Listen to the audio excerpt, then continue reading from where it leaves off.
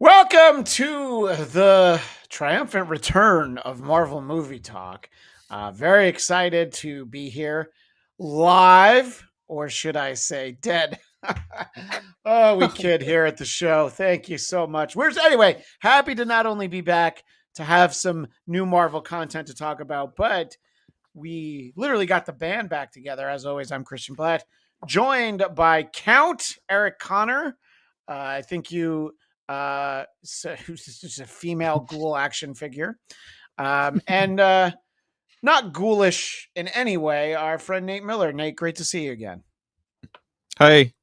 And I'm deciding that we are going to go clockwise. So then that brings us to Count Brody himself, the great David Brody. How are you, sir? Barely a Duke. I'm good. Thank you. Barely a Duke. Yes. Thank you. Yeah. Maybe a Captain Brody. Colonel Brody? I don't know. We'll see if you get promoted during the course of this.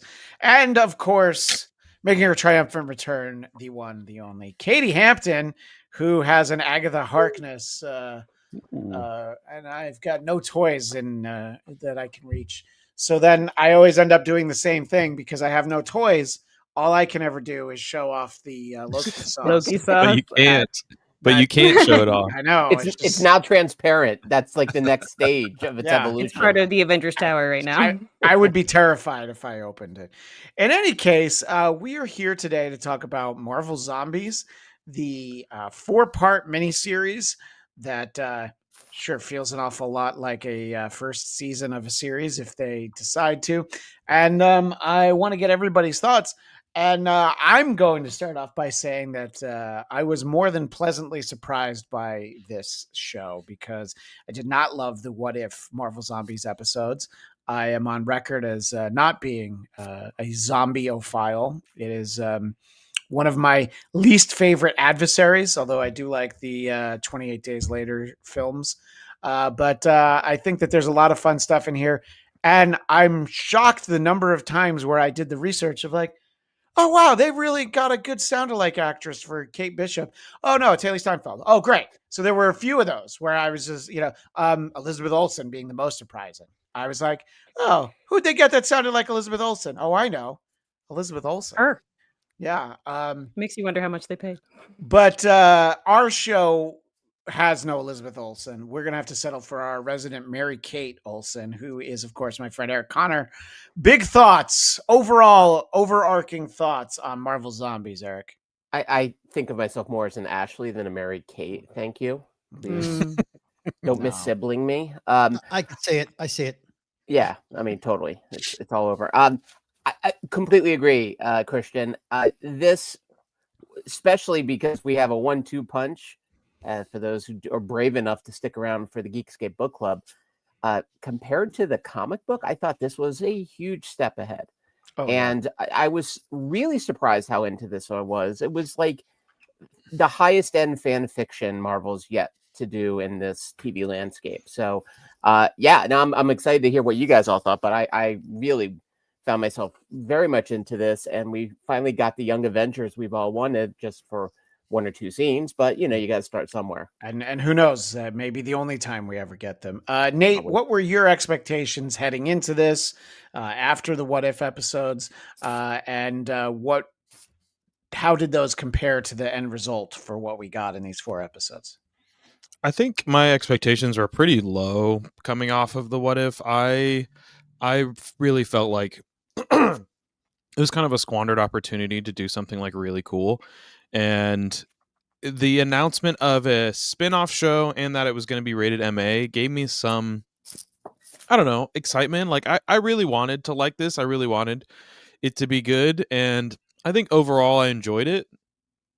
But I do have I think it could have been a lot better. And I it's so interesting to hear. I can't wait to talk more about the comic book because it's interesting to hear Eric say that he preferred this to the original book. And while the original book definitely is like, it's not a masterful work of art, I do think narratively it's a much more interesting premise than what we ended up with the show. Yeah. So I think like it was good, but my overall problems I've had with the Marvel animation kind of persist through this. And near the end, I like the ending episodes much better than the beginning because it felt more like its own unique thing. Whereas at the beginning, there were some parts where I was like, this is really cool. And then there's other parts where I'm like, this just really feels like, again, that generic Marvel animation art style that is not really like kind of drawing me in. Yeah, no, yeah, Eric and I will spend the Geekscape Book Club talking at length about it. But yeah, I think that the 2005-2006 Robert Kirkman series that we read was what I expected this series to be, and my just sort of general malaise. I don't even know. I just was like happy to plow through it, and I was glad it was over. But there are things about it that I liked as well, which we'll talk about. Timothy is in the chat, says, "What's up, fellas?" Excuse me, we're fellas and a lady as well. That's okay. My hair's tied behind my head, so I get it. And Timothy asks, "Do y'all read the chat?" No, Timothy, we Occasionally. actually don't. No, we don't read the chat. He wants a thumbs up if you can see this, Oh.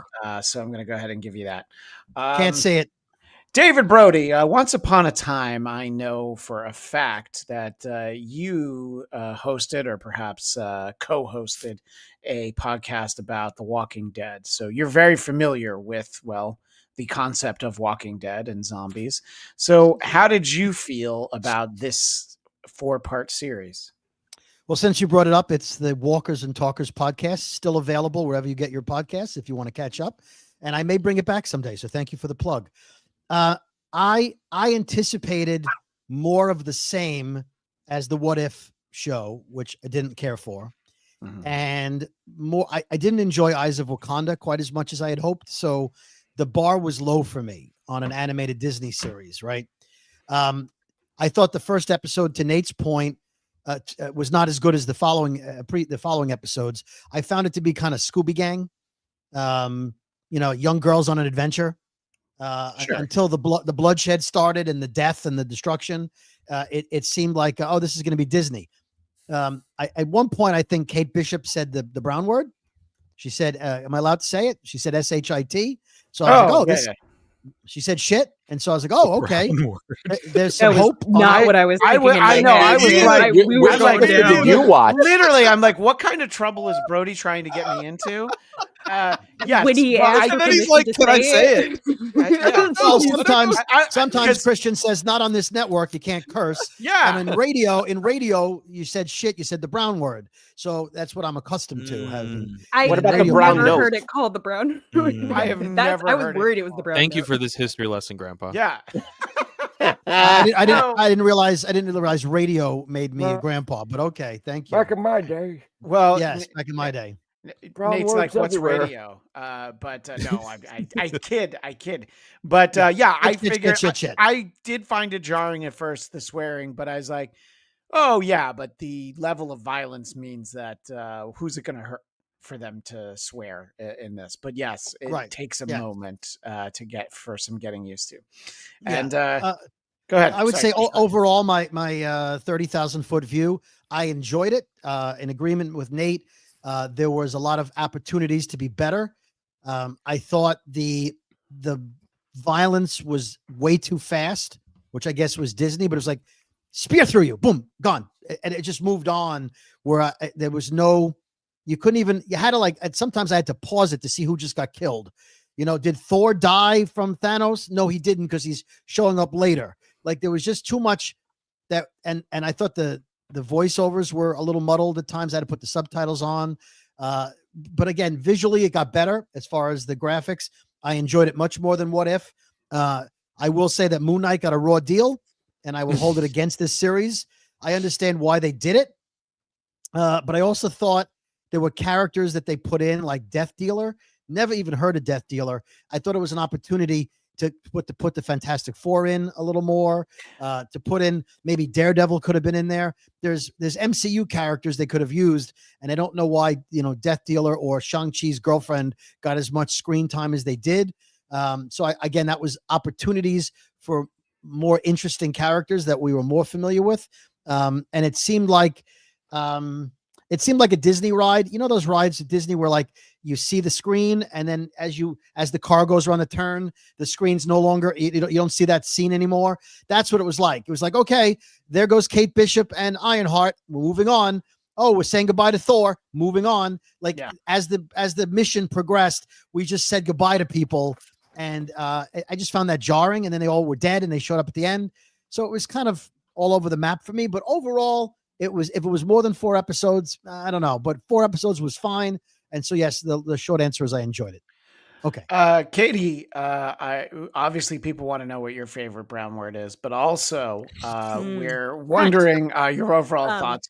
You're going to see me pop away for a second. Don't worry, I'll be right back. Everybody's going to be fine. But Katie, your overall thoughts. Yeah. SSS. Shit. The brown word. No, I really did. I enjoyed it for what it was, but it felt more randomly like a background show than I was expecting it to be. The gore was great. I was really impressed by the gore. Not just the people of the Gorn, but the gore that Disney was allowing themselves to show. Was really cool and interesting and made me gasp a couple times, which I thought was incredible for animation. Shout out if any of those animators maybe go do Dungeon Crawler Carl, hopefully in the future, that'd be awesome. But that's another story.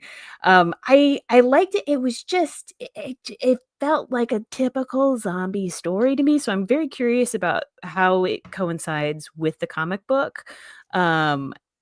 Just because I felt like I lost the plot a couple of times, and it's only 4 episodes, and I didn't even realize it was released. Like Christian was like, "Oh yeah, it's already out. It's all out." I was like, "It was." There was a real lack of fanfare for this one. I totally agree.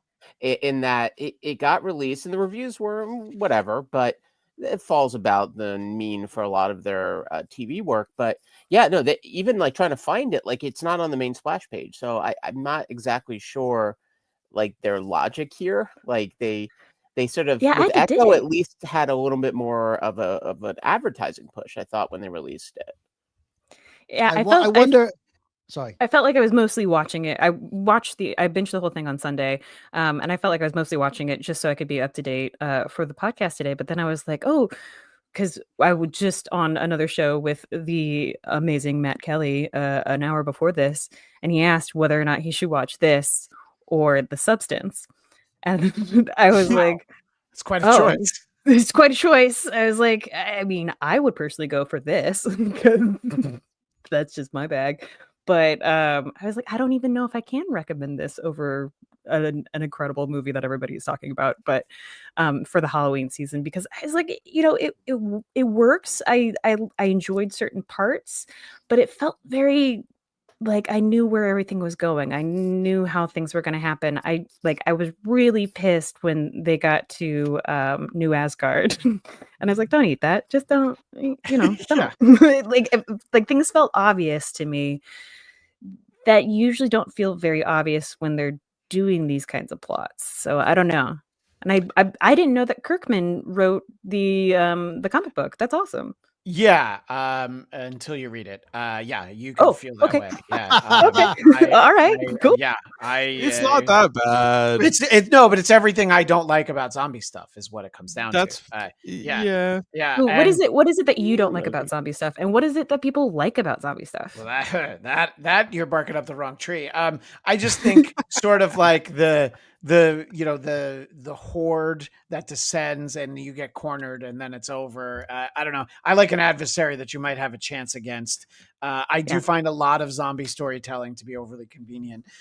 There's things about the comic book that were interesting in that some of the main characters still had enough rational thought. They hadn't degraded completely. So that actually made it a little bit more interesting, but it was just, everything ends with them, tearing apart the Silver Surfer Galactus and eating him.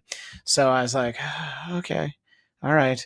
There's 5 You gotta read volume 2. No, but I didn't, because I only read that. And also there was a story from before this that I guess I could have read that involved the Fantastic Four, but I'm like, no, I'm just going to start with this. So yes, it is just a sliver, a moment in time. But I liked that this had at least some degree of hope. And then the way that good storytelling works, they get to the Nova Corps and they're like, no, fuck you, we're going to kill you. And I'm like, all right, all right, I like very that. much like getting to the CDC and Walking Dead. Yeah. Oh yeah. Yeah, we can't Well, help and you. that's where it's funny. The show is more like Kirkman's Walking Dead than the comic. And Yeah. and Yes. when we get over there, I know one thing that's interesting about the comic point of view. Point of view is really unique in that, and that's one thing I did really appreciate about the comic series. But here, one thing as far as a series goes, as a TV series, that we did have a few key characters that we actually were following and rooting for. I think it was a very smart use of sort of the B team that they were able to put together here. The TV voice actors they can afford. And I thought that they like made really good use of it, though. Agree, like the Blade Moon Knight hybrid, Blade Knight. Blade Knight, curious like choice, but when Blade slices a guy, in 6 easy swipes, then it's like, all right, I'm perfectly happy to just have Blade back on the screen, in any shape or form. You realize they only did the Khonshu thing so they could get into New Asgard because there was a god among them.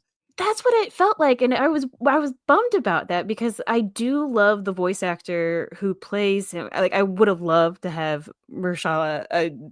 Mahershala I always say Ali, that. yeah. Mahershala. Yeah. I would love for him to have been the voice, but they still got a really phenomenal actor, Terry. Todd Ryan Williams. Ryan Todd Williams. Williams. Todd Williams, yeah. Barry Williams, I believe. Yeah. Jessica Williams. Baritone voice. Brian Williams, disgraced Jet NBC Williams. news anchor. Yeah. There's so many choices. Yeah. Robin. It's Robin, guys. You know what? Yes. Oh, okay. Oh, Too soon. hello. Cindy Williams. Anybody? All right, enough. So yeah, but I do think that bell? it's funny because their Spider-Man sound alike is the same guy they used in What If. So it's a lot of like, okay, these are at least familiar voices, even though they're not the actual voices. Now was Paul Rudd was used, right? Was he? Yes. So you realize that they didn't want to waste Ant-Man, who's useless in a zombie apocalypse. So because he was available, they put his head on Doctor Strange's body so that he could have a flying ability. Just his body, just his cloak. It wasn't even a body, right? Wasn't it just cloak? I think it was the cloak, but they gave him the Doctor Strange powers because he could create the circles, the right, so which came in handy to get Spider-Man out of there. That was it. The sling ring. That was it. Otherwise, any head. And then later they bring back Ant-Man, but it was Henry Pym, his old man Ant-Man. Right. I'm assuming, right? Yes. But yet with a young Hope Van Dyne too. Yeah, but a young Wasp and an old Ant-Man to explain they had to have an Ant-Man because the other Ant-Man his head was taken off, and Tony Stark. Any head will do is what you're saying. Wasn't that Ant-Man in the What If episode? Am I wrong about that? So. I think you're correct. I think that was already established. Okay, because they didn't even explain who he was until the end when he's like, "It's just my head," at the end, and I was like, I didn't remember who he was. I'm like, who's the head on the Doctor Strange cape body? You couldn't tell by the voice. I didn't hear it enough, and I guess star of Halloween 6. You didn't recognize him from Halloween 6. Yeah, and then I love the Iron Man thing. They wanted to use the Iron Man armor, but they didn't want to pay a Tony Stark voice, so they're like, "Oh, he's just the armor, and his head's gone." So I love that it was Friday. He gets his head popped off in the first episode, so that's why it's not just because it was in the What If episode that his head got popped. On the What If episode, yeah. Okay, all right, in the first What If Zombies episode. Okay, so I don't remember any of that. We could dance around the things that did work, but Nate, I want to dive right into what stuff worked the least for you in this series. What's the worst? Why are you passing this to me? Because Eric, I'm going to spend an extra hour with Eric. Yeah, he's got plenty. I don't know, man. It just doesn't it really somebody said fan fiction and I was like, oh yeah, I think Eric said that. That's exactly what it feels like. It feels like somebody saw the title Marvel Zombies, didn't read the book, and was just like, yeah, I got this. It's like an adaptation of a fan fiction based on the MCU, which is based on a comic book, right? It's like an adaptation of an adaptation. It feels really weird to me to have this forced we have these characters and these actors likenesses, so we need to force them into this story. Like, I'm sorry, I don't want to see Aquafina anymore, especially not in an like animated like this and using some of the rings. Like, well, why? That was shocking. That yeah, Like especially it, the background on her. yeah. And I think the Moon Knight the Moon Knight Blade thing is a perfect example. This is something in a what if alternate universe story, very cool thing. Just drop this in there, even just like a little bit of lore or something, but it didn't feel like something that like happened in the world. It felt like David said, like it felt like they needed a god to have a god in the party so they could get in there. So writing backwards, they were like, well, what if we just it's Blade, but we actually make him, the Khonshu's guy. Like it doesn't feel, it feels very by the numbers. And the animation thing is really a problem with me. Like when I first started it, it just feels like a low budget Pixar knockoff. Like there's a couple whole scenes that only have like 3 shots. It feels like a fan made machinima content where they like make a movie in Halo 2 or something. And if you're doing that, then like, okay, I'll cut you some slack. But when you keep cutting back and forth to the same 3 shots, like not even close-ups to these characters that are talking, and then you have these really janky animations where there is no idling, there is no posing, they just kind of stand there until it's their turn to talk, and then they move like puppets, and then they go back to being neutral, and it just feels really weird. There's a couple scenes that felt good. I think in particular the Black Panther Thanos fight was really well animated. That was one of the few fights that actually felt kinetic. It had, you could see the movement.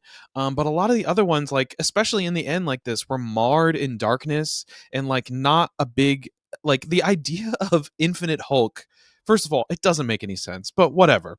It's cool. It's very cool. But like he has this power, but if she touches him, she can take it from him, but like he can blow all these armies away. It just like it doesn't make any sense. Like none of it feels like a child came up with these things and then at the end was like, and then the ships come down and they shoot guns, but then they open the shields up and the guns go back at the ships. Yay! It's like I don't understand. This could have been so cool. They got this rare allowance to have this MA rating, and instead of dealing with any type of like actual mature emotional depth, the only thing they did with it is some shots of violence and like the brown words, and like the occasional F-bomb. Like it was like totally squandered. I don't know. I'm starting to get like really angry thinking about this, Oh no. especially after reading the comic. But like, I don't know, man. Like this doesn't.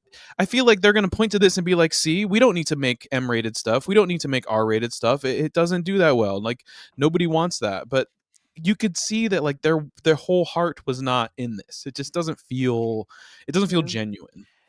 To an extent of what you were saying, Nate, there is sort of like a toy box feeling of like, "Oh, here's what we've got. Let's try and mix and match this." That would be like when I was a kid, the unauthorized crossovers between Star Wars and GI Joe that would be very, very litigious if I tried to have made them public. But it's fun when you're a kid and you're doing these things, and there is a lot of the thing that. It's a lot of What If, the TV series, to some extent, the later incarnation of the comic book. It's a lot of like, oh, that's different. Why? Why Baron Zemo? What are you going to do with it? What are you going to do? He didn't even dance. Well, that's a great point. I'm embarrassed that I didn't think of that. So yeah, and I think that a lot of the stuff that we got in this series, it is a lot of like, oh, well, why is that? Like, I think it's a great Kamala Khan story. I think she's a great through line from it, and I thought, well, she gets a lot of time. She does get a lot of time, and I was excited about that. That was the thing that was like, oh, cool. Like I agree. I think Eric, you said it like, or no, Brody, you said it. The first episode was pretty great, and then everything else was kind of like, what?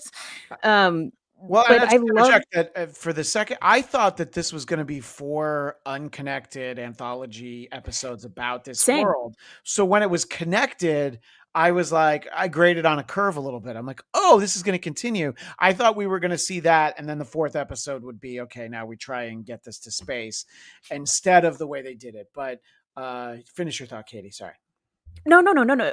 Forgive me for interrupting, but that was kind of the frustrating thing about it is that we get 4 episodes all fully, locked out, like brought out to us, and it's not a full season, but it is connected. But at the same time, there's so many, like there's bending over backwards with some of these connections that it was just like the.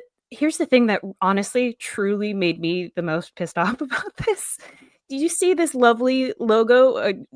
Could you put us back on the side? I will. Hang on. Okay, sorry. Thank you. Oh, no. Did you see the Marvel Zombies, like the title here? Yeah. Their title card was just white. It was just. I believe Yes. it was Times Old Roman, I think. It They was went with the most PNG. important- New Roman, not old. Yeah. Not old Roman. All right. Modern Yeah, Roman. I was just like, why you're not even gonna have like a cool title sequence? Yeah. Like, especially if this is connecting, like this is a Yeah. sequential through line 4 episodes.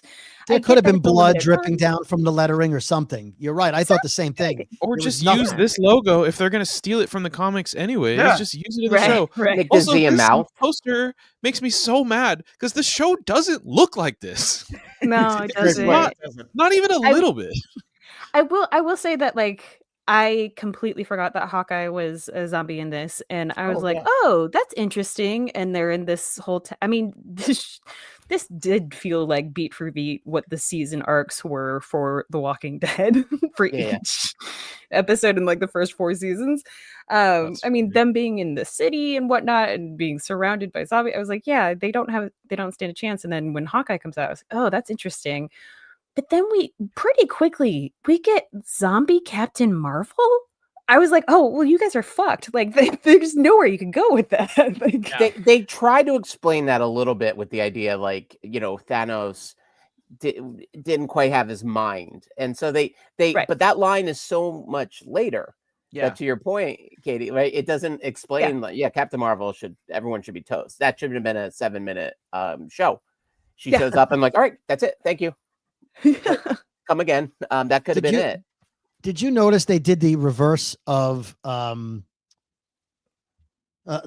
Avengers movies where in the movie before Endgame, which one was that? Infinity War. Infinity War. Infinity War. Yeah. Sorry. In Infinity War, the main Avengers all lived, and everyone else got blipped. Right.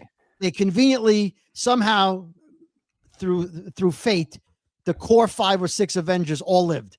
Yeah. And in this one, everybody worth a damn was already dead when the thing started. Right? Now you got it. Scarlet Right. Witch. They're like, who? It was like, again, it's like, you mentioned Barry Williams earlier. Do you remember when he became Johnny Bravo because he fit the suit, right? They made him a star because he fit the suit they already made. This show was Do I? made. This show was made. Yeah, that is very good. This show was made because they were like, well, what voice actors are available? Which ones are passable? Let's write a script around who's desperate enough. Like, oh, Amon Villani, she doesn't have a job. Let's put her in this thing and put her in the whole thing, right? There was no Iron Man. He was dead. Captain America was dead. The Hulk was whatever. Infinity Hulk. But you can almost see the Excel spreadsheet with Whoa. everyone's salaries, how much their lawyers cost, their agents. Hawkeye. Yeah. Right. Oh, by the way, There's that Hawkeye's line. dead. to Brody's point, the even infuriating know to speak. thing, about Infinity Hulk is that that's Mark Ruffalo grunting. So he Oh, was so they actually got his. he was grunt? in a recording booth. I looked it up. $20 a grunt. Yeah, so it's like, oh, you could have done more with him. And That's cheap. I think it was all right that he didn't talk much, but the zero Hulk smash, the not even half of us, just smash. But yeah, I think, and look, if you're making decisions based on the talent that's available to you, I think it does make sense. But they do have enough sound-alike actors that they could put anybody in there, and they are a little hampered by the fact that this story began in What If, so it's like, I think that the idea of the Scarlet Witch being, the Queen of the Dead is definitely interesting. I don't know if it was realized. disagree. Well, the concept that you have it relates to Captain Marvel. The idea that these super powerful people would also be zombies is interesting. I don't know that I get to see what's interesting about it conceptually. Okay. on And the how did, screen. how did I Captain Marvel? understand. How did Captain Marvel get bitten? Do we know that? Because I don't remember her being bitten in What If. She It was seems like she probably could just it's one of I the think she cats. was- It has to be one of the cats. yeah. Because it seems like she could anyone. It seems All like the anyone that could fly Yeah. over the zombies. Don't and think unless- about it, Brody. Just think Flying about how cool zombies. it will look. Okay. Yeah. Don't think yeah. about it. Don't think Yeah. about why Well- Icarus. First of all, doesn't stand a chance against Captain Marvel. Why they are somehow matched. Why he's like randomly just fighting her uncontrollably. Don't think about it. Just think about how cool it will look.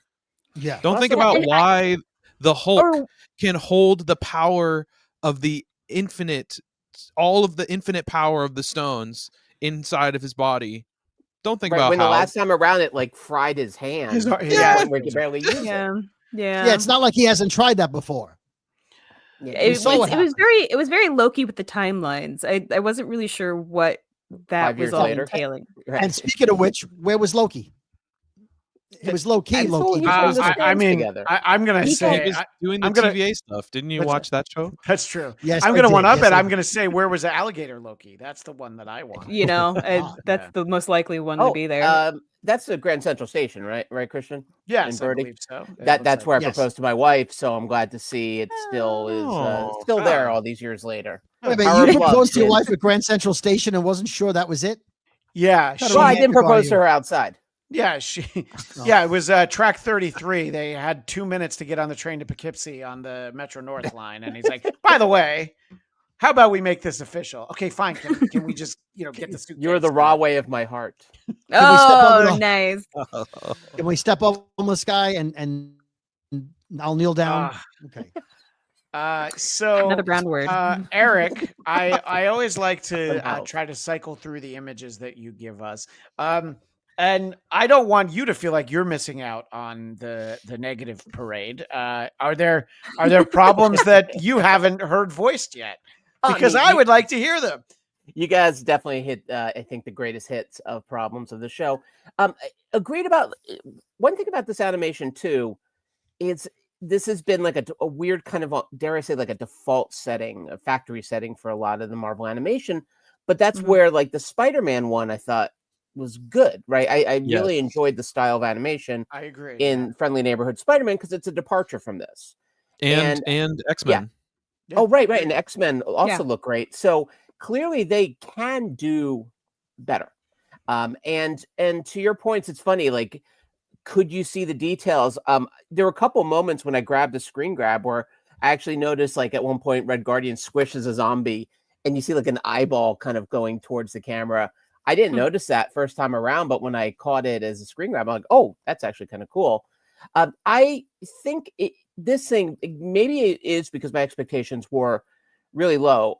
The book, one of the things the book doesn't do as much as this is that notion of how would their powers be mutated if they were zombies. Sure. In the book, I found sometimes, and we'll get into that in the next episode, but at least here, I feel like they touched upon that. But that all being said, there could have been, I mean, they have a TVMA rating. They could have lit this better. I mean, these screen grabs, this was taken directly, it wasn't a picture of a screen. This was taken as Well, an we could actual tell screen because there's capture. not dust all over it. There's no dust, and you don't see me in my boxers, unless you want to. That's a reflection of your head. Hand down. There for the Patreon. But they basically, Exactly. there's all these moments where, yeah, it's like the details are lost, and they have that TVMA. You could use it more. I do think it tried to maybe bounce around a little bit too much. I think they could have stuck with some of the key players. That all being, oh, and by the way, can anyone explain this to me? The Yes, giant I can. bugs. Okay. Thank you, I please. can. Pim So particles? shortly after this, they run to the right of the screen, Yeah. and they say there's an explosion at the PIM factory, and Thank there's you. giant people coming out of the PIM factory. So I'm I assuming missed that. that PIM Okay. particles got on the bugs. Now, Well, you why know what? not We show needed a more of picture, that? we needed a picture in a picture with Brody doing like the old VH1 pop-up video where Brody just comes on and he's like, "Hey, that's what these are," and then he pops back out. And that would actually. Oh, we should make that. Brody we should cam. make that. It's actually great. Yes. For every WTF moment, and we just put Brody. Just like, this is why this is happening. But I think Well, this also speaks to where What If sort of drops the ball. Like, it is trying to put just too many things in the bag. And they definitely had that. Now, the fact is, like, I like Shang-Chi, so I was happy to see him. Anytime I could see Randall Park, that improves my mood 17 to 18% every time. And Aquafina, I'll defend to an extent, though.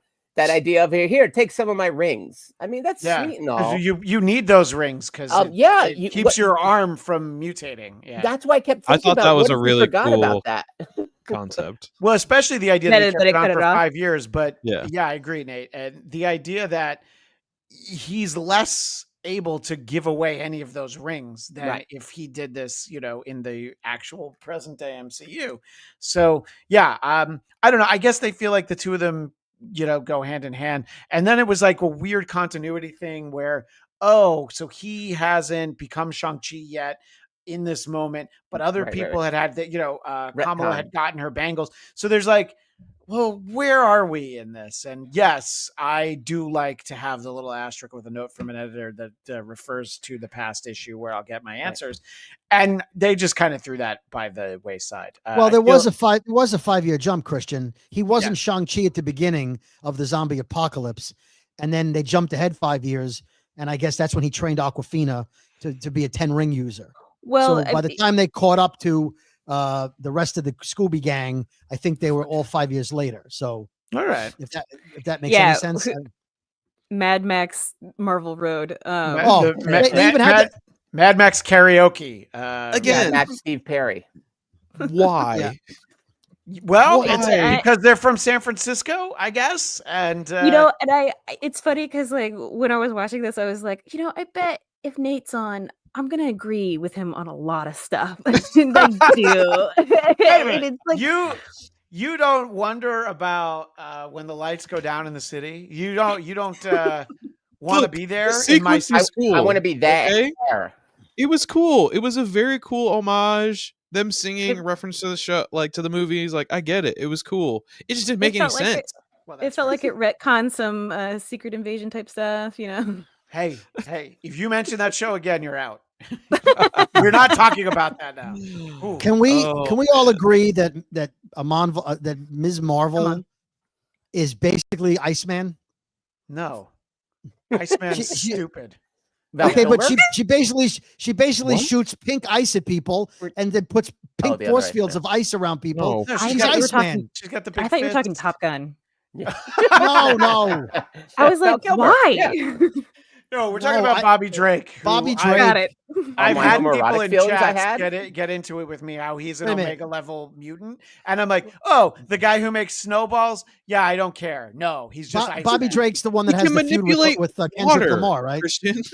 So he can do what Storm can already do. What do we need him for? I mean, I know it's the original X-Men. What is Ms. Marvel? In my kitchen. Sometimes you just want ice. What is Ms. Marvel doing that Iceman doesn't do? It's the same shtick. That she makes steps, she makes force fields.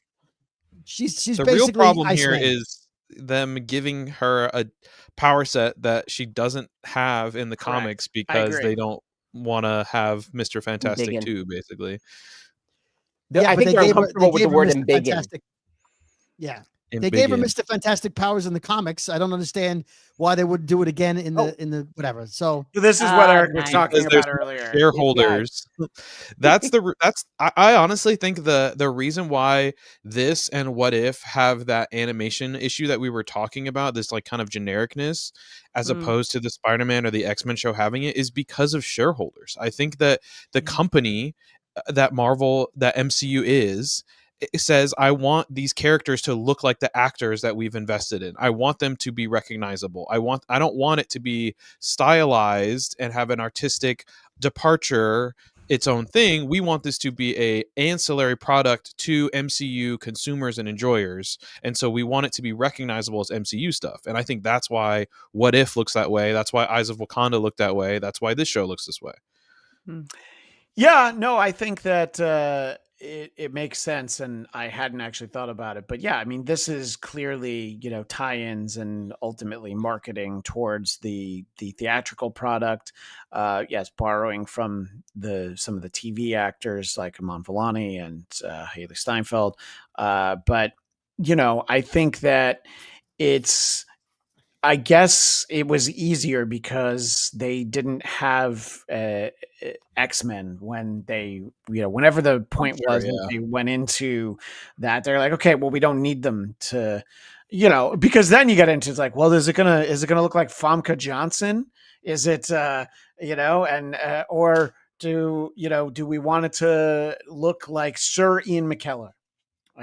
Do we want it to look like Michael Fassbender? There's too many choices. So they're like, all right, let's just go comic book. But yeah, I think that they definitely made a mess with the Ms. Marvel character because, I guess too much like Mr. Fantastic. But I do find that sort of the tone of the character was consistent with how we got her in the Ms. Marvel series and in the Marvels.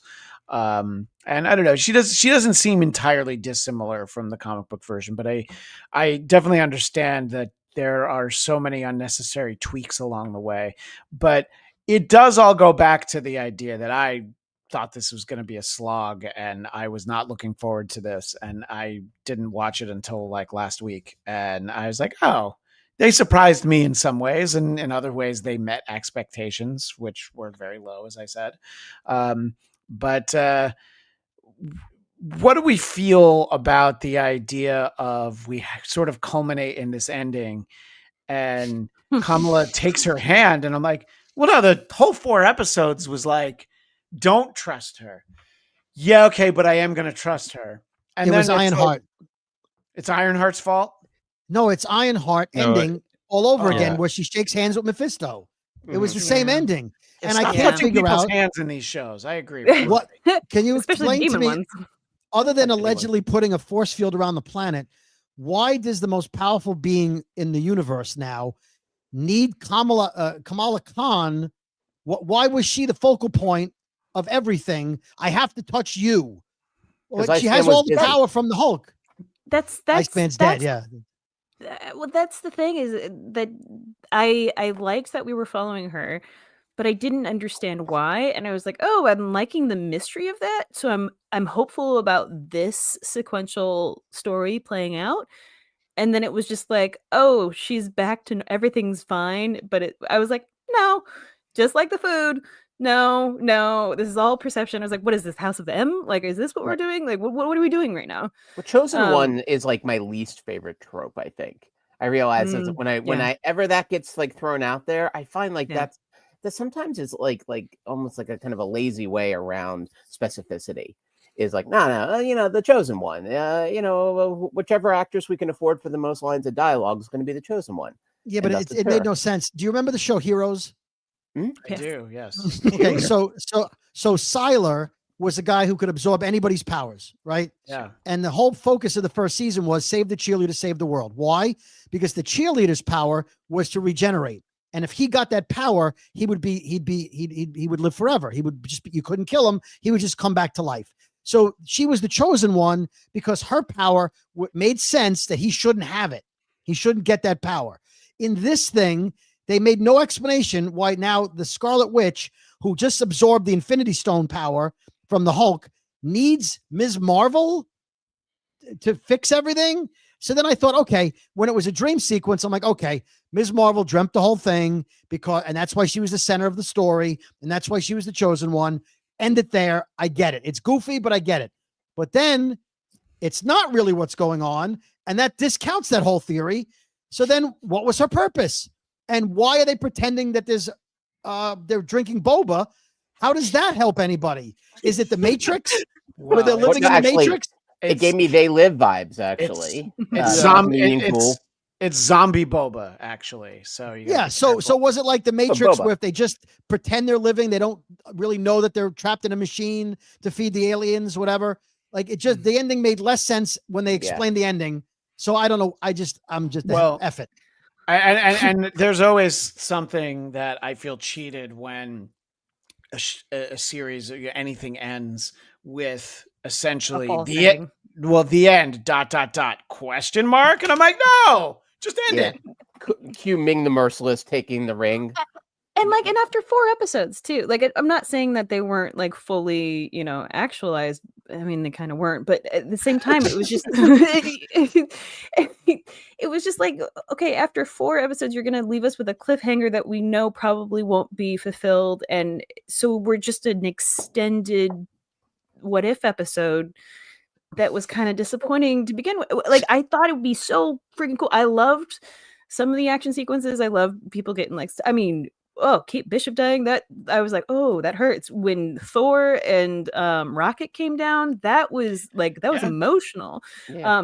David Harbour, bless that man. My God, the way he was screaming into that microphone for his daughter. Yeah, dude, nice.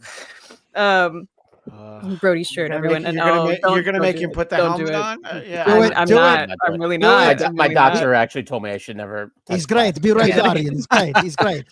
I've never seen your skin as red as that hat before. I'm still traumatized by it. In the chat, one of my favorite contributors, X-Men superfan Emma Frost, I believe it needed to be a stronger mix between existing strong A-list level character and the other new ones.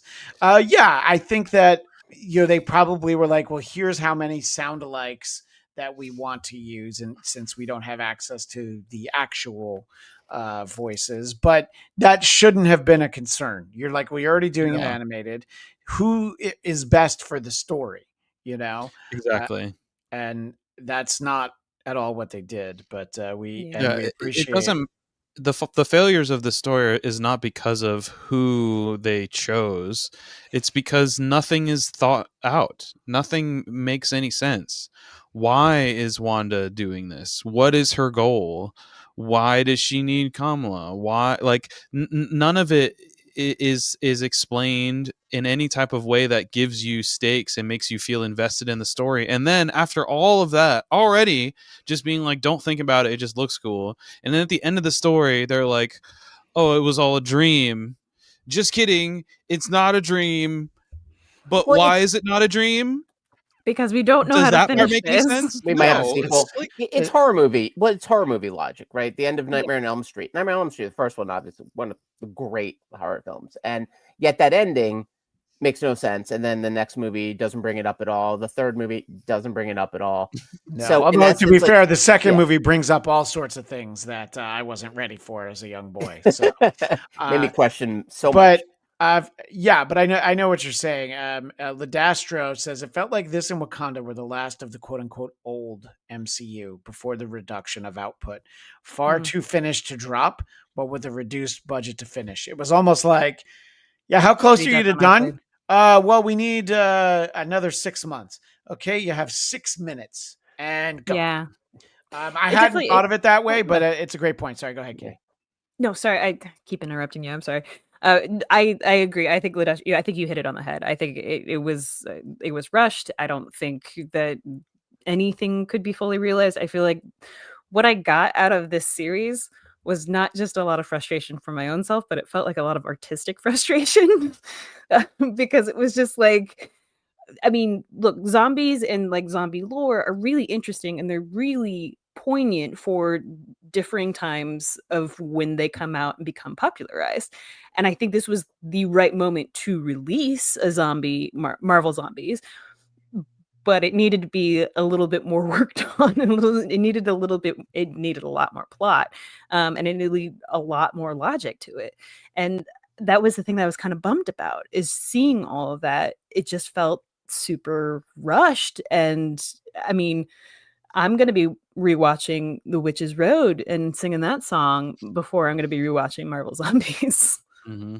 But what about, I said we weren't going to mention it, but what about Secret Invasion? I still haven't watched it. You know what? I would love. You've never watched. I would love to want to live in. I watched the first or second episode, and like I was like, I can't do this. This. Oh no, but it gets so much worse. We do a the live finale stream is. of I your know. reaction?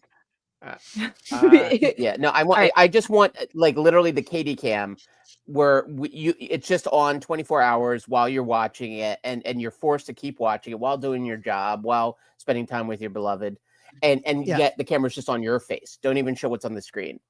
And every time you That's say my Yeah, vote. one of those. every time you say what the F, we do a shot. I Oh. think My I, podcasters for one, died hope from that alcohol you- poisoning. Drunk. Okay, good. Sorry, what were you saying, Nate? I for one hope that you never watch it. Yeah, me too. Yeah. By the way, Nate and I were the only ones, I think, that first know. episode, we were both like, nope, this is not good. And everybody's like, no, it's not so bad. Now you Week guys were the two- canaries. Yeah, and well, we were we the knew. coal mine. We knew right away.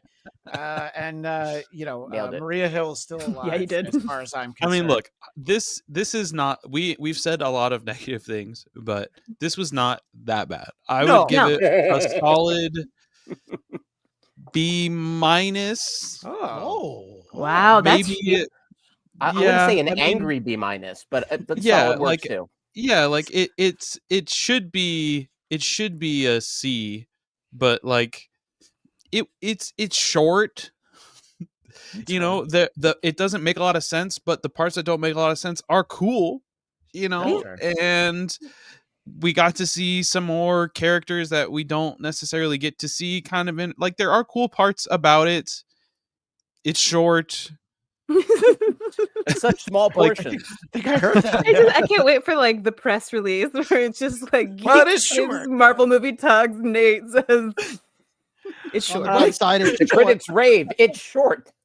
The a not surprising comment from someone who identifies themselves as X-Men super fan, Emma Frost. It needed the X-Men. That would have gone a long way, Yeah. by the way. It really would have. Yeah. I thought Storm was Absolutely. appearing at one point, actually. I don't know if- Yeah. and then it wasn't. Yeah. It wasn't even nice. How much you want to bet that got into some kind of legalese in terms of like the Fox Disney stuff? Well, like, she ended up in What If though, so yeah, it's hard to Yeah. say that, but Yeah. Well, But give you a I think what if. I think even that second What If season was like ugh, yeah, that's rough. produced after this. I think this has kind of been sitting. I think that commenter nailed it on the head, that I feel like this has been sitting for a while. I don't have any reason to believe this, like any factual evidence behind this, but especially with the Mahershala Blade, it really signaled to me that, because like I don't think that's happening anymore. Like I think It we've doesn't feel kind like of it. Oh, jumped that the my shark theory at this was point. Becky Lynch was yeah, the I know model that's for Wanda. That's the problem with Eric's stuff, is that he always puts in like extra things. So you felt that, and I'll let you finish. That's your the thought, Nate. problem. So yes, that is the problem. That is absolutely the Son of a problem. bitch. So Son of here a we B-word. have Wanda Maximoff, and you felt it looked like this is Becky Lynch, I guess. Becky Lynch, the man, Alright. a legend. I mean, seriously, it's her. It's her model. But I'm sorry, Nate. Continue, please. No, I know. I'm like, I'm so No, glad no, that that's why I don't- interrupted Nate. You suck a thousand.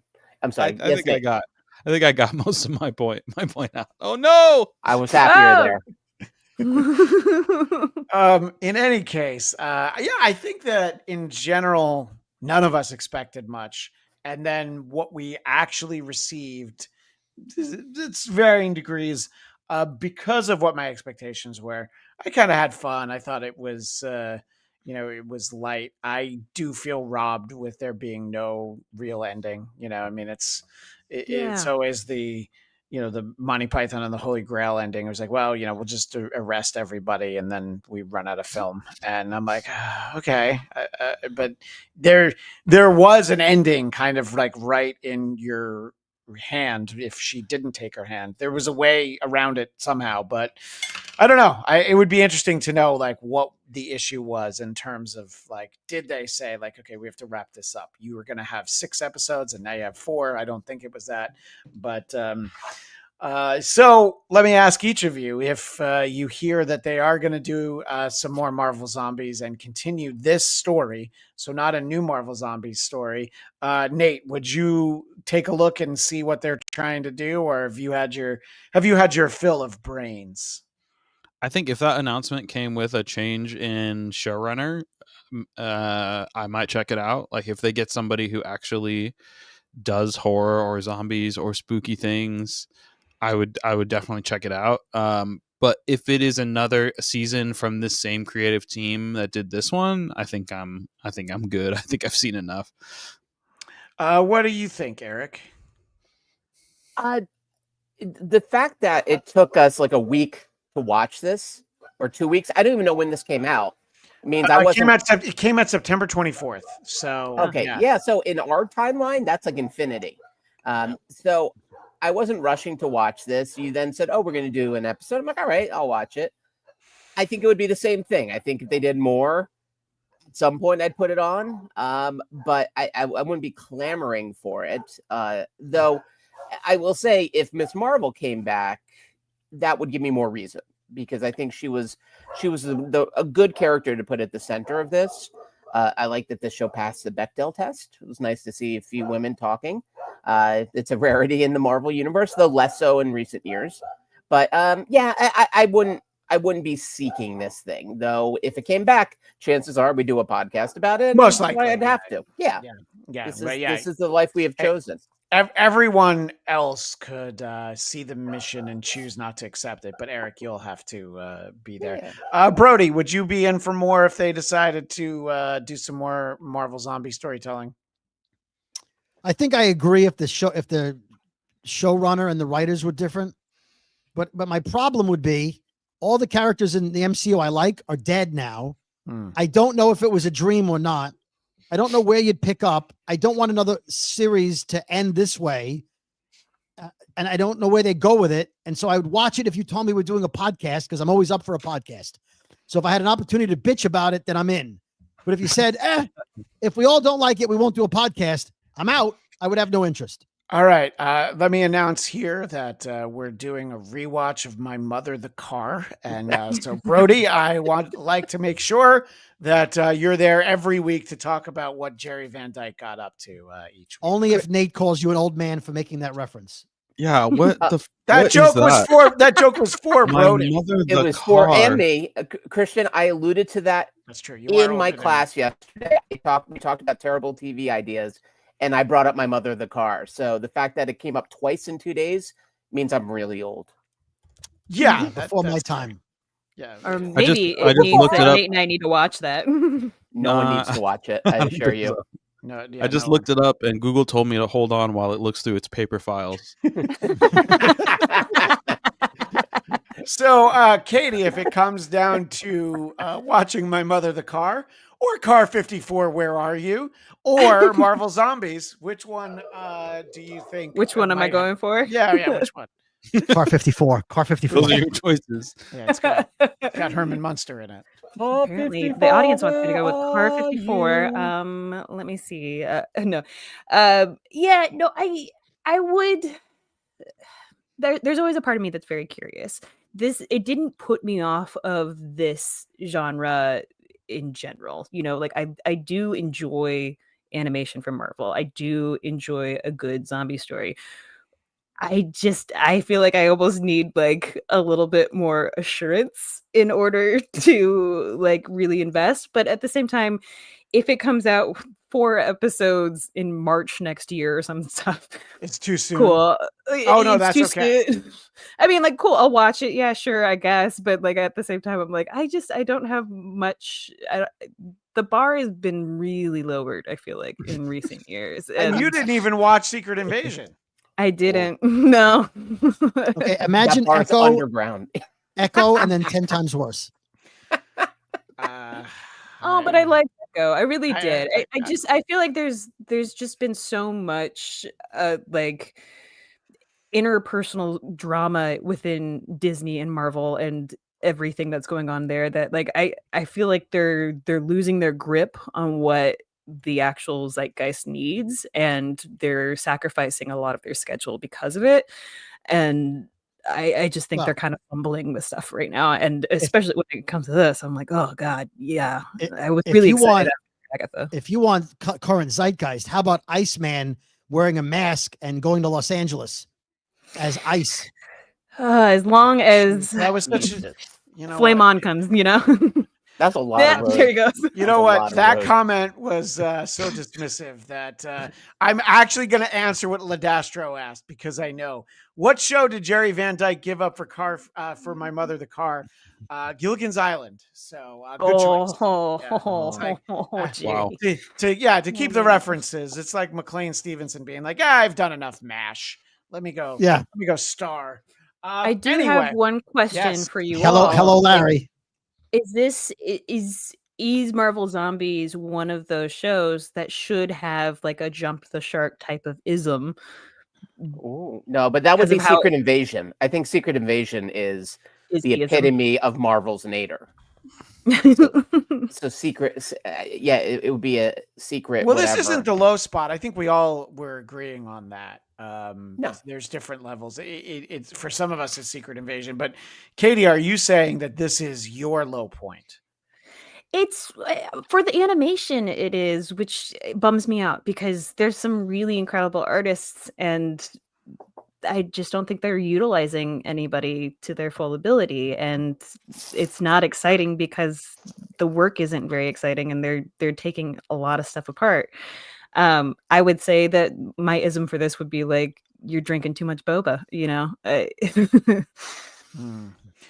By the way, our friend Daniel Drew just showed up. He's got done with Hey. Chess Club. Hey, quite a conversation to arrive into. What do you mean, Daniel?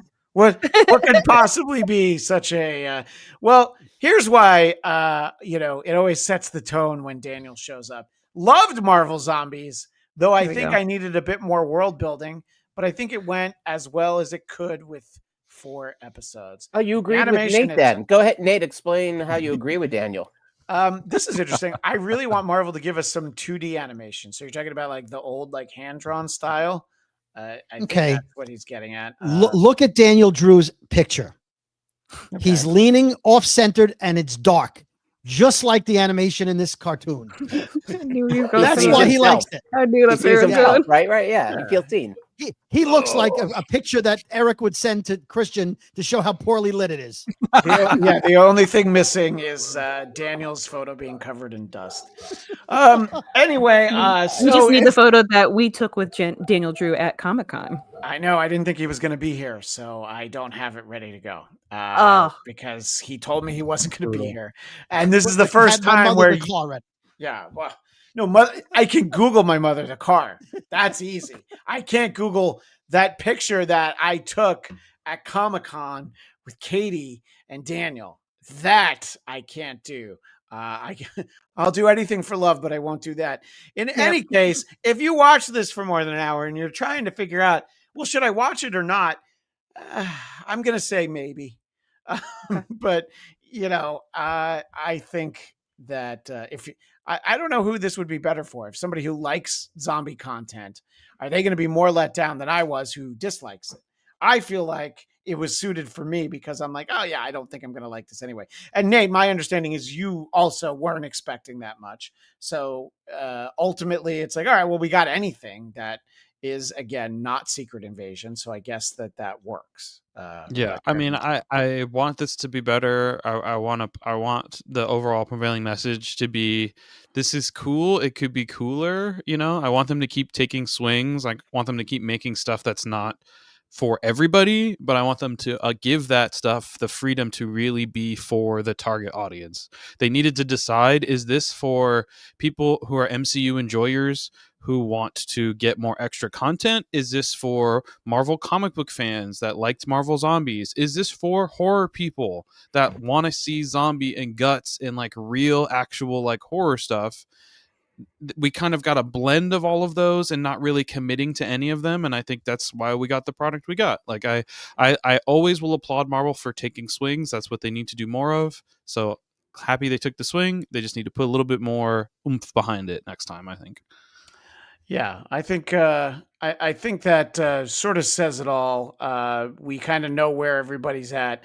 Brody will watch this if we're doing a podcast about it, and we can all go from there. And I did have enough of a time to filibuster in that I finally, Katie is on the show while Daniel is in the chat. Which one is you, Christian? I'm the cartoon guy with the glasses and the gun. That's me on the wall back there. And that is our friend Daniel Drew. Look at that. Well lit, well centered. So not at all like Marvel Zombies. How can you tell that he's lit in the picture? I was there. Anyway, so we appreciate everybody who joined us in the chat. And thanks for hanging out with us. We'll have some more stuff before the end of the year. I guess is Wonder Man really the next thing? I never believe it. I never believe anything is actually coming out when it's supposed to, but we'll be back. But I didn't believe you when you said Marvel Zombies was out. well, that's true. I know. Well, you were like, well, they would have promoted that. They also didn't really promote Eyes of Wakanda either. You know, No. They didn't. by the I way, actually forgot. the production team on Eyes of Wakanda declared bankruptcy yesterday. Oh, No. Not Yeah. enough Oh, money in jeez. vibranium. Well, yeah, I Well, guess they didn't get any a follow-up job from Disney, so they yeah, are well, I officially guess- out. All right. Well, Or on that Disney note, didn't pay Katie, them where enough in can the people first find you? You can find me all over Geekscape. I'm on several different shows called Napping Through Happy Hour, Christian Cringe, Movie Talk, and the newly brought to the Geekscape network, Trek Mary Kill. I highly recommend checking that out if you are a Star Trek fan. You can also find me all over the internet at El Sassy Pants, and you can even buy this T-shirt. Take your meds. There you go, on Dasherly / Geekscape. And Nice. Brody, do you have a merch store? Yes, you can go to brooklynboys.bigcartel.com. That's brooklynboys.bigcartel.com, and buy all kinds of fun Brooklyn Boys merchandise, including a Chinese menu of items the way I would order them, and a big logo of what I call fart water, which is seltzer, and it says fart water on it. I like that.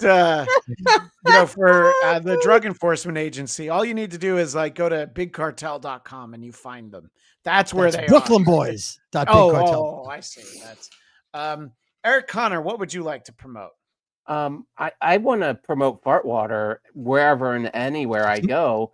Thank you. You can come hunt me down. Count Eric Conner, ERICCONNER, over on Insta, and still hanging around on X. And I have my wife and I actually did an episode about Brewster's Millions, a 40th anniversary takedown featuring one of my dogs who had a great cameo in it. And I think that's going to be released on the Geekscape worldwide platforms end of this week, early next week. Oh, yeah, and I already found it. Don't worry, I'm buying it. He's getting There you go. Nate, I save you for last because you usually all you like to promote is the fact that you have a light above you that says "Dog Like Nate." You don't want anybody to find you, but if that's changed, please let me know. No, that's pretty much it. I do want to clarify that the light was a gift, and I did not buy a light of my own name to put on the wall. Well, if you ever That see me with a feels light important. behind me that says Blackcast, definitely someone else bought it. There's no way that I bought it in 2013, and it's just been on back order ever since then. I'd like to inform our affiliates that we'll be going long tonight. We'll be covering Marvel Zombies, the comic book, in the Geekscape Book Club. My understanding is that's just Eric and I. But I guess Nate, you have read it, so you're I welcome. can hang out and talk for a little bit. I don't know quite how long, but yeah. All right. So If I could just promote my fart water shirt, the slug line, we have two slug lines. You denied it, we supplied it, and the other one is silent but tasty. why don't you? You can. I'm distracted by the slug line. I want to let you hold that up again so everyone can see it. All right. The Brooklyn Boys fart water. Wherever fine waters are sold. Thank you. Well, I appreciate everybody who was here, the chat, but mostly those of us hanging out, and definitely didn't expect to talk about my mother, the car, but tune in next time because who knows which Nick at Night classic we'll get to. I can't wait. Eric might do his impression of Mr. Ed, but you're going to have to wait and see if that's what happens. That's true. That is all the time we have for now. But as the great Stan Lee would say, Excelsior! Welcome to the Geekscape Book Club. We are talking about Marvel Zombies, the 2005-2006 series by Robert Kirkman. And Eric, you and I read this for the first time. Eric Conner with me as always, but Nate Miller joining us for a bit this episode. You, I assume, have read this, in the past, closer to its release date. So tell us your thoughts about Marvel Zombies, the comic. And, for this audience, you could even mention why the animated series might have been a disappointment if you were expecting something more like this. Sure. Yeah, I read the book actually, I think 2 years after it came out. I have been a big Kirkman fan for a while. Walking Dead's one of my favorite series. Invincible's one of my favorite series. So I've read a lot of his stuff, and I remember I'm not in particularly a big horror or zombie person. So when I originally saw it, I was like, okay, I'll check this out because I like Kirkman. And it's, especially rereading it now, it's definitely not like the most amazing must read book that I would recommend to people.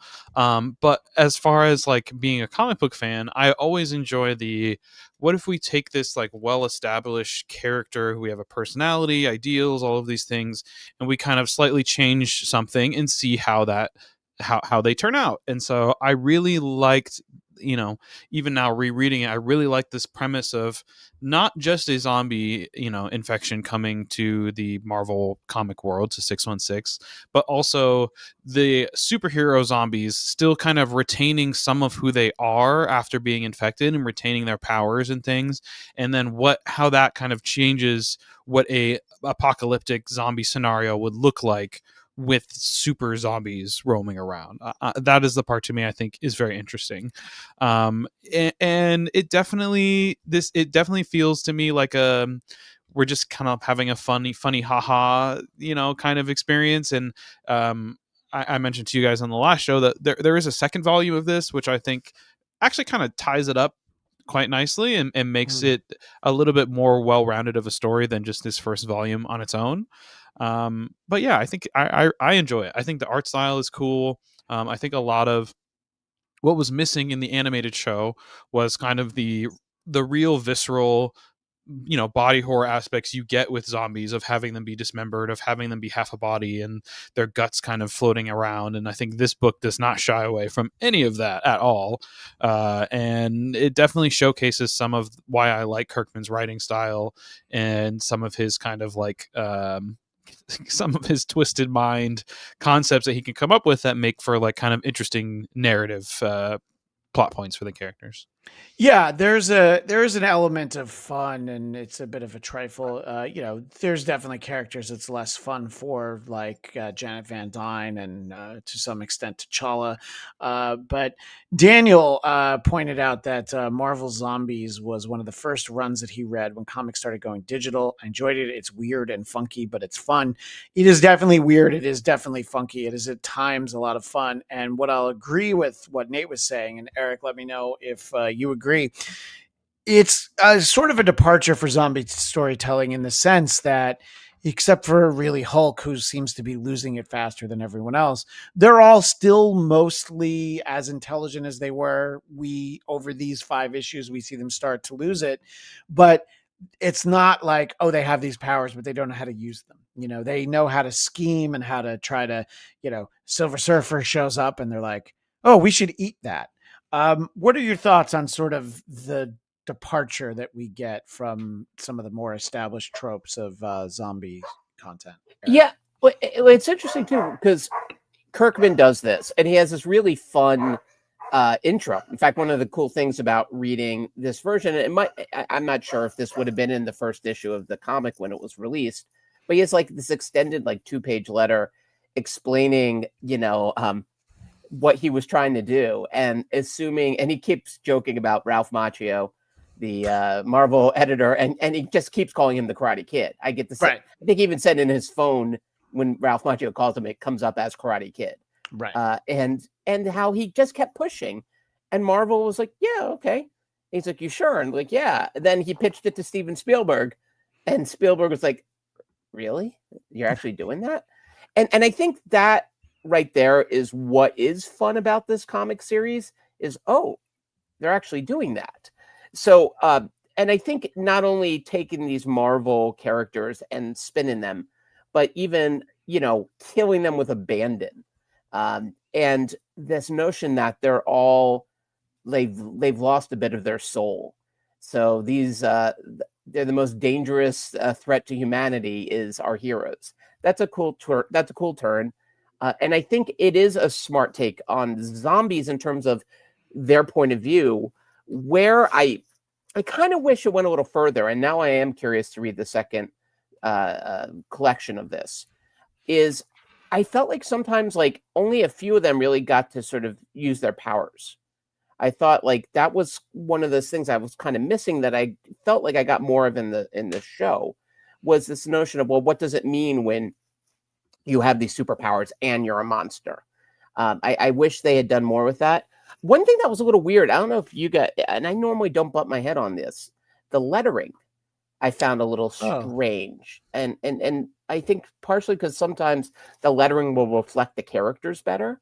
And here the lettering felt very rote. I don't know if there was maybe the digital version or something. I'm not sure why, but I was looking at it and I found that to be oddly distracting way it never would for me usually. I don't know if you guys had any thoughts. There have been times where I feel like lettering has been an issue, but honestly, that's usually with printed and it's the old like newsprint smudgy right. way.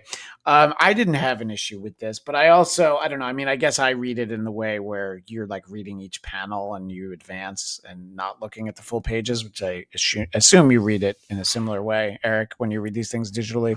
I sort of kind of go back and forth. Sometimes I'll zoom in. Sometimes I like seeing the whole page. That's not something that I think I saw. I think that my problem is that it is definitely a unique approach towards this concept of zombies, of the undead. And it is definitely very interesting. But ultimately, when we were talking earlier, there are so many things that are like, okay, so then they have the zombies have this adversary, they have this obstacle to overcome, but then they figure out a way to eat it, including Galactus. And I was like, oh, all right, I would have been interesting if they did something different. And then like, because they get cosmic powers by eating the Silver Surfer, they get Galactus powers by eating Galactus. So then they go around eating planets. It's kind of an interesting ending, but it also has kind of like the what if ending where the last page is usually so fantastical that it's not something that you'd actually try and tell stories with. And I think, Nate, when we were talking earlier, you were surprised, I think, that I felt the way I did about this, but it's just really preconceived feelings, and that I did find some of this to be interesting. I feel like the characters, it was a little tough to hang out with any of them, is really what it came down to. I mean, Magneto is still uninfected when it starts. And I guess that this is sort of the follow through from a couple issues of, I don't know if it was an Ultimate Fantastic Four, but it was that story actually was told.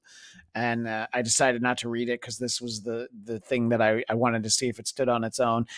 But I don't know. I think that it just, to me, it was only ever going to work so well. Did you find, Nate, any shortcomings in the storytelling? It seems like you reread this recently. So was there anything that you were like, oh, well, I don't know if that holds up now, or did it tell the story it needed to? I mean, I think there are definitely parts of I think there's a lot of telling and not showing in some aspects in terms of like character things.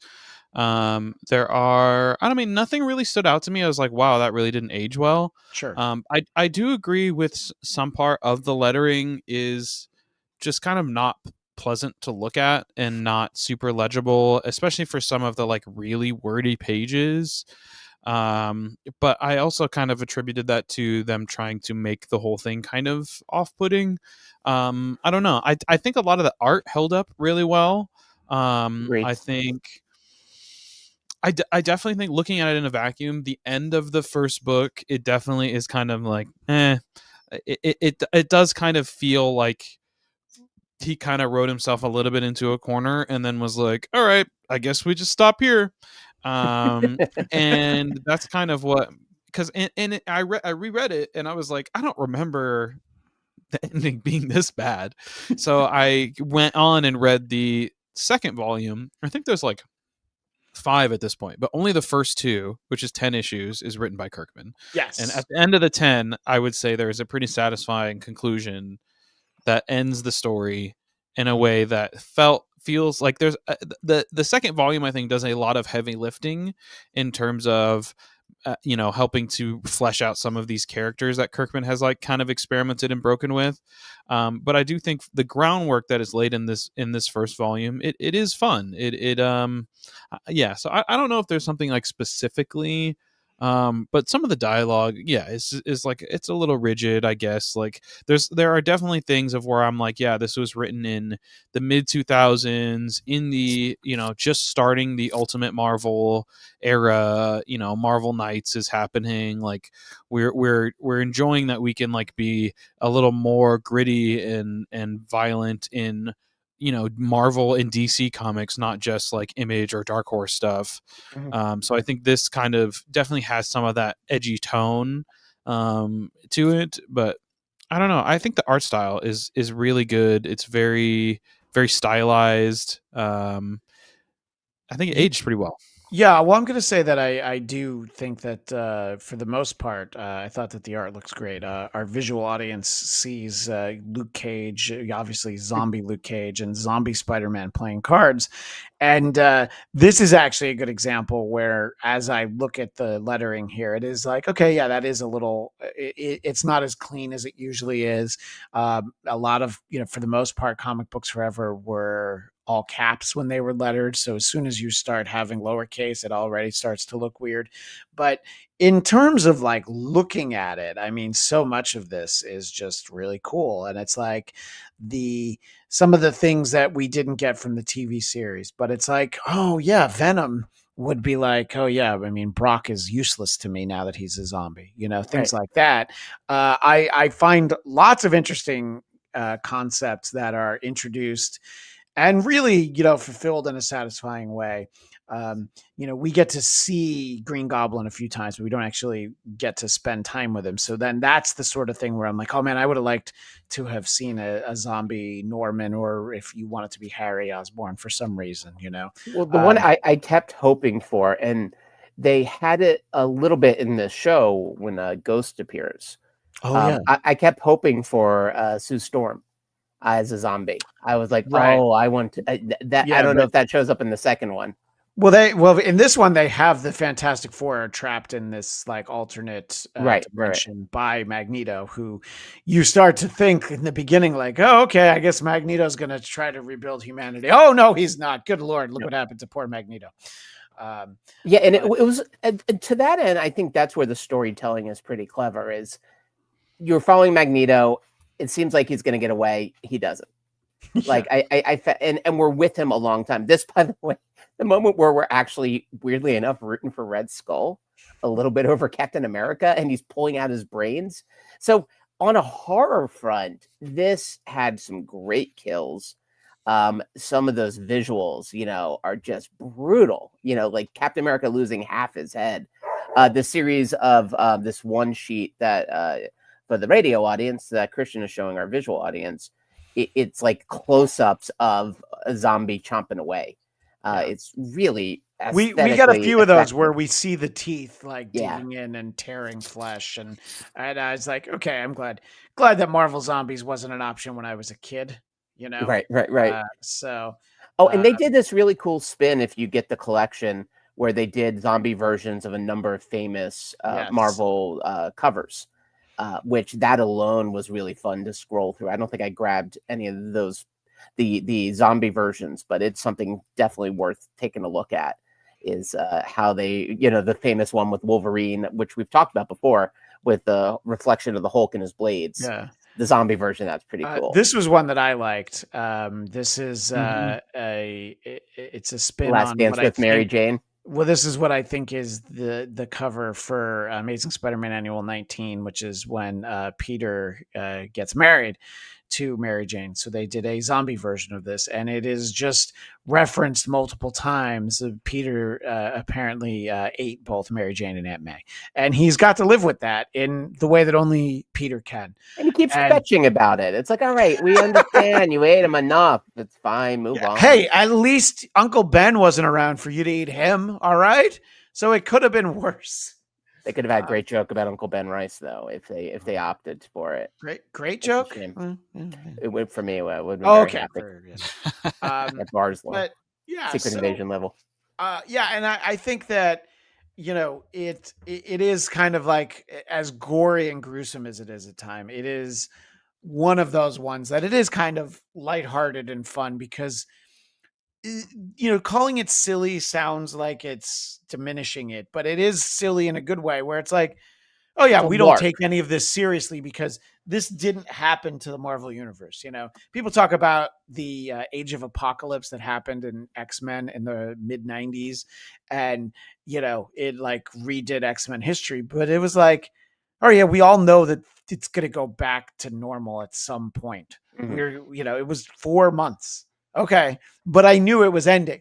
So it's like, you don't have to go back to it ever. Yes. I think it got a little out of hand with them being Galactuses, because I'm like, I kind of wanted them to be, stuck in New York and try to make that work, or, go to one of the other cities. You gotta read the second volume. Okay. Okay. It doesn't go nowhere. I'm game for doing that. Yeah. And it's only 5 issues. It's nice and short. Yeah, this was only 5. Yeah, this was a nice breezy read. No, and I still have I have Marvel Unlimited for a whole year. So I will definitely read this again. I'll read the next one. I won't read this one again. I don't see any reason to do that. But I would read the next one. So I'd be interested in talking about that. It'd be like a bonus episode almost, right? Like a quick little, like a mini-sode of in defense of Marvel Zombies 2. Yeah. Eric, I was looking for your second email, but instead what I found was your third email. So for our visual audience, I'd like you to take us through why you shared this with me. I mean, it's kind of apparent, but so this is actually images. So I know you said you're not a fan of zombie films or zombie horror in general. And Mr. Dog, I'm not sure where you fall on this, but Mr. Dog, Sir Dog. I thought you were talking to your dog, and I'm like, what? No, you mean Dog Like Nate? Yes.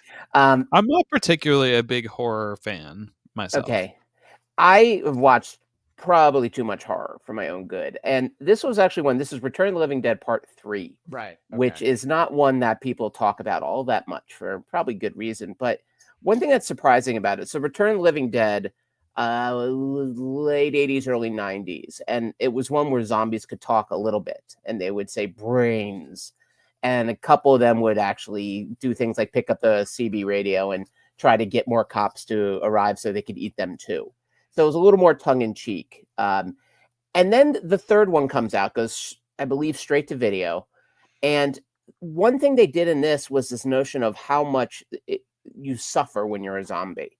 So this idea of almost like the zombie's POV, which is something now we've seen in the, 30 or so years since this movie came out. We've had plenty of variations of zombie storytelling that is more of a sense of like, what do the zombies think and feel? But I remember when this came out, it was surprising because Return of the Living Dead's Part 1 and 2 are so goofy. They're great and fun for what they are. But this one was weirdly serious. And so she like keeps piercing herself because in some ways that pain helps the deeper hunger go away. I bring this up because when I was reading Marvel Zombies, I kept going back to this and thinking about what Kirkman was doing with the zombie characters was giving them space to be seen and heard. And so we understand their pain and their sadness and their ennui. Christian, I know you like fancy words. I do like words like ennui, yeah. And so I think that's where Kirkman's storytelling I did find interesting. Again, I don't know how specific it was to these characters, which in some ways I suppose is the point of it, right? Even the text, as I'm looking over, I'm thinking, well, how do you get across they're sort of like emotionless, bloodless, like they're They're not feeling what they used to feel. Maybe the text choice was out of that notion of they don't sound like themselves. So why not change the lettering to reflect that? But I think that's where this was interesting, and it was different than Walking Dead. It was different than a lot of zombie lore. That idea of like, yeah, we're with them for most of the storytelling, and we see how tortured they are, and they don't trust each other, and they're turning on each other. Was it Ant-Man eats Wasp's head? Yeah. And then weaponizing Wasp's head later on, I thought was great. That moment of T'Challa like throwing her head as a weapon. I'm like, that is awesome. That is straight out of like almost like a horror like video game. The idea that you would use a head as a weapon. Yeah, I think that sort of to your point, Hank Pym is the example of the character that Kirkman just really like goes for it in terms of like he's keeping T'Challa alive so he can eat him slowly. And he needs him to not be dead, otherwise the meat's not going to taste good. So he doesn't spoil. And then Janet is. finds out, and so he just chomps her in half. And I do sort of like that. It's like, look, if you're gonna do Marvel Zombies, don't do it half-assed. Don't be reserved. Don't be too precious about anything. And as abhorrent as he is, Hank's probably the best character in the story for me, because he's just motivated by like, well, yeah, I need to eat. I did find his logic, yeah. Yeah, I mean, his logic is real spelled out. Sorry. No, it's okay. I found Banner to be interesting because it was like, as soon as he turns back into Banner, he's like, oh, great. It's like, so I thought that was interesting.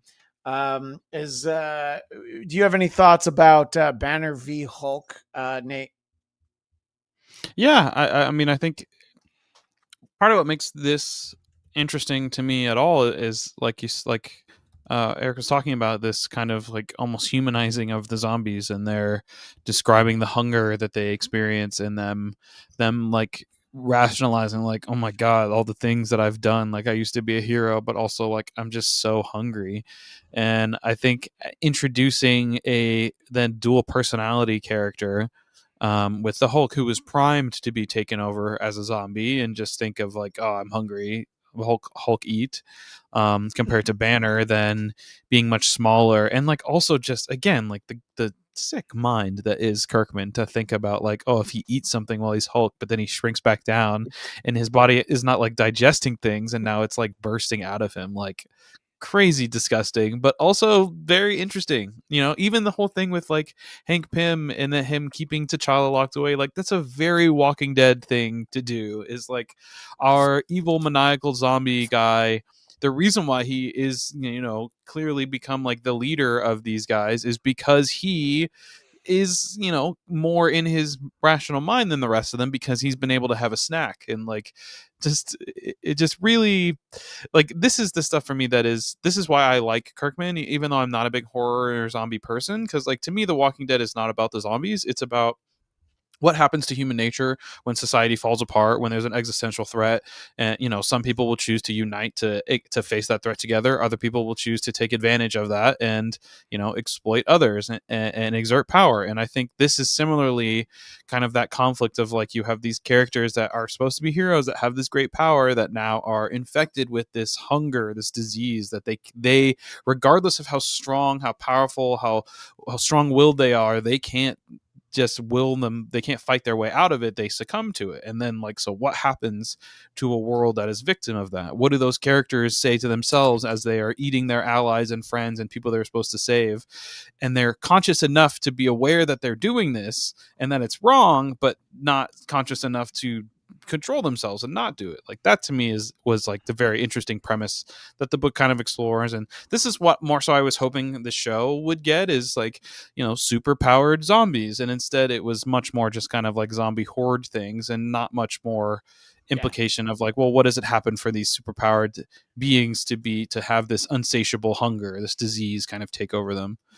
Yeah, the zombies in the comic book are much more interesting to me because the zombie horde, as you mentioned in the animated series, is what I don't like about it. Is sort of the singular mentality. We're pressing forward. We're going to try and eat everything, and that's really kind of it. So. I do find that interesting. It did have me thinking a lot about characters we don't see, and obviously we're not going to see everybody, but we do have Wolverine. And then I started thinking about Professor X as a zombie, Right. and then taking a step further, what about the Shadow King? So somebody who's already bad news, getting that character sort of like, okay, yeah, I can take over everybody's brain, but I also, want to eat them, Mm-hmm. So, and I don't know where the series goes in terms of, not delving into it too much. Do we get like a different crop of characters in the second volume, Nate? People that we didn't see in this, or we A mostly little stuck? bit, but Okay, it's much more so about kind of resolving the story that's already set up. There sure. there are some new characters, but they mostly serve to give more character growth journey to the other characters we've already met. Yeah. And again, I feel like visually it was definitely fun to like. I could see it. I read this digitally, but as a paperback, trade paperback, I could see kind of flipping through it and then just stopping on some of those random images, like the ones that Eric sent. That you always find the ones that this is what you were talking about earlier with Winging the head. using the wasp's head. Yeah. So. Wait, and by the way, that was one of my favorite, very small subplots. Black Panther walking around with her head, and this idea like she was my friend, and she's like trying to like, I promise I'll be good. Just let me out of here. And he's like, I don't think so.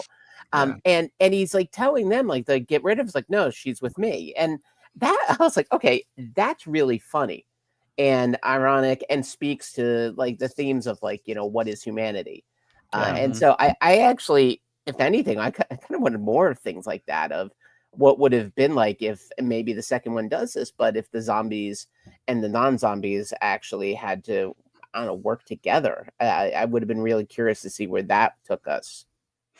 Yeah, our friend Daniel Drew, speaking more to the television series, but it's relevant here. If they hadn't been controlled by Wanda, maybe we could have gotten the zombies on the show having some kind of personality. I mean, before they got Clint and Namor, they were doing their own zombie things. Yeah, Namor is someone that we didn't talk about when we talked about the television series Yeah, over I on meant to bring Marvel him up. Movies. Like, yeah, I've actually see. This is why we can't do any of these shows without Daniel in the chat. I'm gonna have to start making the schedule around when Daniel can be there. I Because concur. I think that I take notes on these things, but there's always stuff that I can leave out. But yeah, I mean, it's definitely.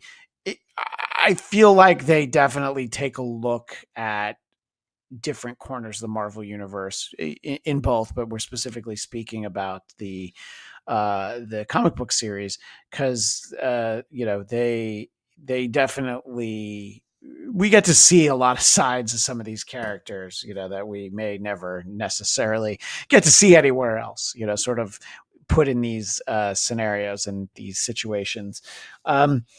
So Nate, we've agreed that we will go back in sometime in 2026. I gotta look at the release schedule and figure out what month makes sense. There's always a few things that we want to read, like our episode that features what we were able to capture of our Secret Wars panel, sets up our Secret Wars 2 episode that we'll have. And there's but Eric, you have to read all the tie-ins. No, you don't have to read all the tie-ins. All of There's them. Oh, I know geez. over 9 months. There's like 20 Oh each month. God! I mean, why would you do that? Wait! I'm sorry. Are you talking Secret Wars 2000, like mid 2000s, or Secret Wars 2? No, Secret Wars 2, like 1986, 1987. Chris Sarandon as the Beyonder. Yeah, I mean, he had a real Hasselhoff vibe for that point. But I'm here for that. anyway, so yeah, we do like to go in there and do some sequels. I want to make sure that if you have any thoughts, I want to give each of you a chance to sort of wind down as we talk about Marvel Zombies. Eric, I'll ask you first, since this was your first foray in there. Is there anything that this explored that you were interested in, or maybe felt didn't work? Anything that we haven't talked about yet? A little bit from sort of the external side of things.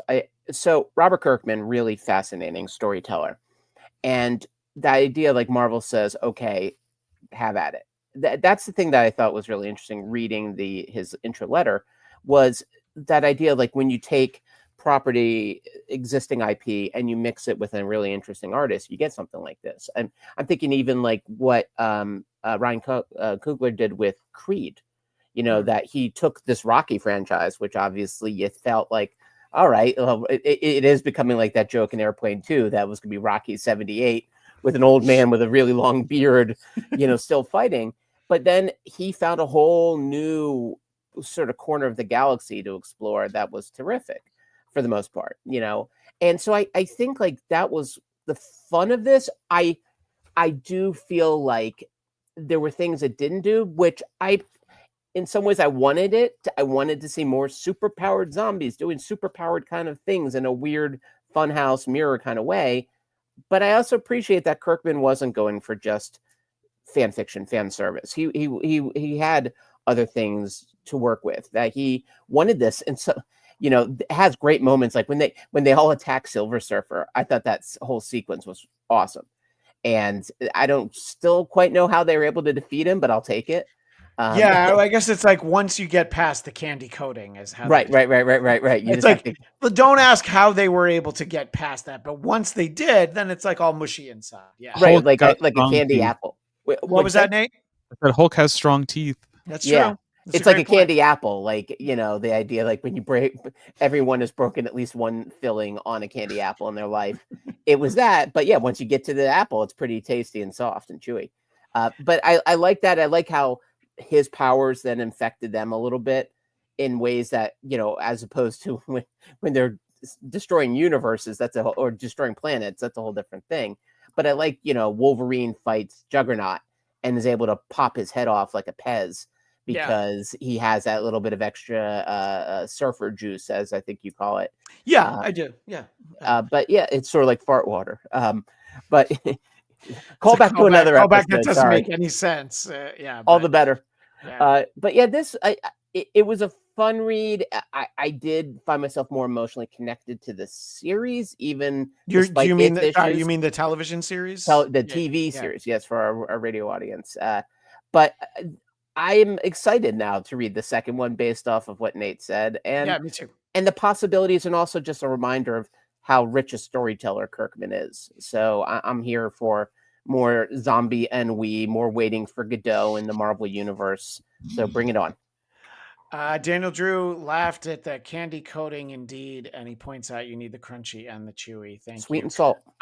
And by the way, Daniel Drew says, any chance y'all will get to the Immortal Hulk Omnibus? I've looked it up. It's 1,600 pages. So maybe one day, Daniel, but that's a lot. That's a lot of homework. So you want me to still be married?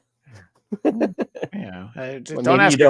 ask a question you don't want the answer to. Nate, is there anything about this initial 5-issue series that we have, any stone that we have not tried to devour? Anything that we've left unturned?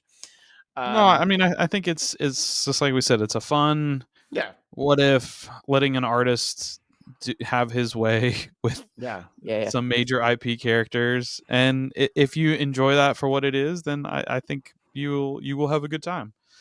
Yeah. My only thing is that I think that this should be, when viewed, this should be volume 1 and 2 should be consumed together, issues 1 through 10. I think that's my only thing. That's fair. Go ahead. Sorry. Yeah.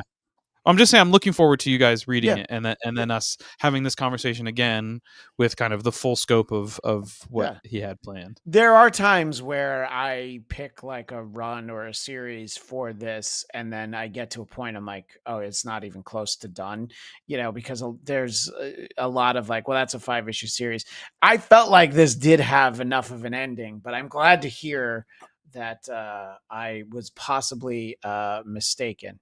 So for our Geekscape Book Club audience who want to know what they will hear, this will be recorded not too long from now, but I will announce that our November pick, which will again be doubled up with talking about the television series, will be Peacemaker Tries Hard. That is going to be, I know it seems like we always read Marvel, but I swear we don't only read Marvel.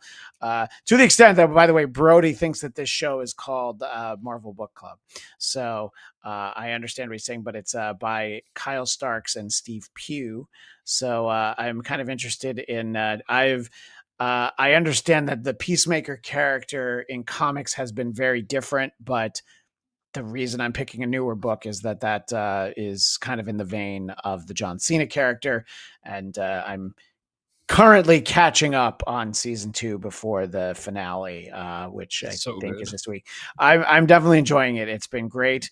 And I think that Daniel Drew is commenting on that. I don't know if he's talking about Immortal Hulk, but that is a weird run, but funny indeed. So we'll be talking about that in the near future, and we'll have some interesting friends, I think, joining to talk about the Peacemaker series.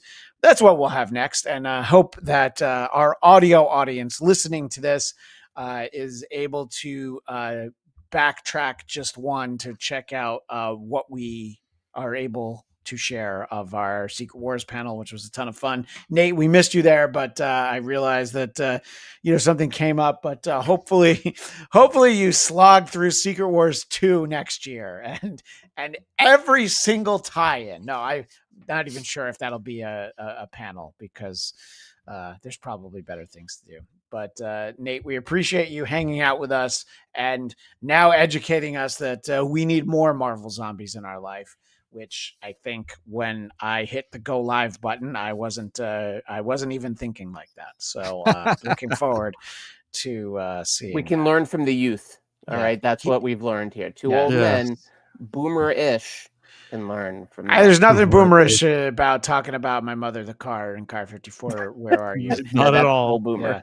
Yeah. Daniel, but his show is so much older than either of us, which that's right. Okay, at least we didn't talk about the brown word. I worry about Brody sometimes. Sometimes I feel like he's going to get us in trouble, and he has no intentions of that. No, not at all. But pure heart. Yeah. In any case, so that'll be our next installment, and always keep an eye out for Marvel Movie Talk. We like to do some one-off interview shows, and who knows what else we'll be looking at before the end of the year. But Eric Conner, where can people find you? Go find me, Count Eric Conner, EricConner, Insta and the X. And coming soon to this very platform will be Eric and Lauren Conner, my lovely bride, talking about 40 years of Brewster's Millions, which is one of the most adapted titles out there, believe it or not. So if you didn't know that and you want to learn more, check us out. So Brewster's Millions, where Richard Pryor inherits $3 million and he has to waste all of it in a month so that he can 30. So it's 30. So 30 he can get 300. 300. Exactly. Okay. I think about that a lot, and I don't ever want to make any of our shows political, but I have thought that people running the country, and some of them might have a D next to their name, some of them might have an R. There are times where I've had to ask, is somebody doing a Brewster's Millions here where they're just trying to get through all this money so that they can then get even more money? Just let us know. But anyway, I loved that movie when I was a kid. I feel like it's held up better than The Toy, Jackie Gleason, Richard Pryor movie. There's a reason we did not cover that film. Hey, here's a suggestion. If we're talking Richard Pryor, Superman 3. Some call it the good one, Superman 3. The only canon in my mind is only that film. Yeah. And Nate, dog like Nate, but sometimes you show up on this stuff and we always appreciate it. And I look forward to talking Marvel Zombies too. Daniel is already ready for next year. He's ready to be going to San Diego Comic-Con. And look at this. He's got it all planned out. Daniel, That's July, and it's the beginning of October, and I legitimately I can't even imagine thinking about it. But I know that Daniel always goes, and he has so much fun. And I've been lucky enough to get to say hi to Daniel Drew on multiple occasions. Our friend Katie finally met him with me earlier this year, and we'll share one more time just hanging out. And Eric, jealous that you didn't get to meet Daniel Drew? No, but at the LA Comic-Con, I did get this lovely Tommy Wiseau mug, which was signed on the bottom, but the signature wore off already. Oh, go figure. Yeah, Tommy was, boy, was he at that booth a lot more than you thought he would be, but I should have known better. Of course, Tommy Wiseau. If I people feel like don't- he's been there every time that I've been there. I feel like he just hangs out at the LA Convention Center. Yeah. in Oh, that I was at a spot. car show and he had his booth there. Yeah. That guy never leaves. Well, on that note, please like, subscribe to everything going on at Geekscape. So much great content over here. My personal podcast, The Bladtcast, BLADTCAST. After we're done recording, I have to try to figure out with Eric when we can talk about the latest Paul Thomas Anderson film. And I'm seeing the new Tron this week. So there's a lot of stuff happening, and some of it might not be good. I didn't even think we needed a second Tron, but we'll save that for the Bladtcast, BLADTCAST. And Daniel makes an excellent point. I wonder what Marvel news we'll get out of NY Comic-Con this weekend. You know what? If we're doing an emergency episode on Monday, then it means there was some good news.